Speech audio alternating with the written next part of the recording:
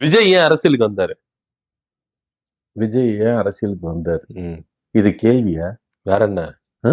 வேற என்ன? எல்லாரும் ஏன் அரசியலுக்கு வர்றான்? எதுக்கு வராங்க? எதுக்கு வர்றான்? கொள்ளடிக்கிற பணத்தை பாதுகாத்துக்கிறதுக்கு. அதேதான் எங்க தலைவனுக்கு. ஓ! 234 தொகுதியில நிப்பாட்டுறதுக்கு வேட்பாளர் இருக்காங்களா? அறிவிச்சிட்டீங்களா?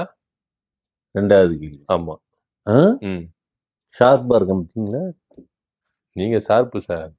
ஒரு விஷயம் தெரியுமா? ம். எல்லா தொகுதியிலுமே நாங்க சப்ஸ்டியூட்டுக்கு ஆள் வச்சு நிப்பாட்டி இருக்கோம். சப்ஸ்டியூட்டுக்கா? ஆமா. ஆ.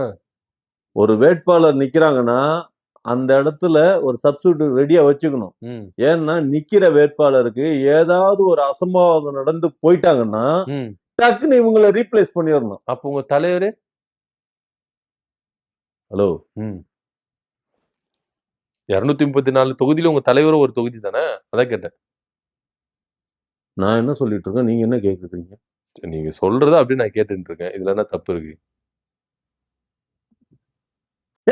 ஏதாவது ஒரு அசம்பாவிதம் நடந்தா அப்படிங்கிறல்ல. ம்.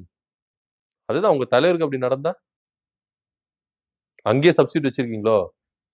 எங்க தலைவருக்கு அப்படி நடந்தா நீங்க தான் சொன்னீங்க. என்ன சொன்னேன்? ஆமா.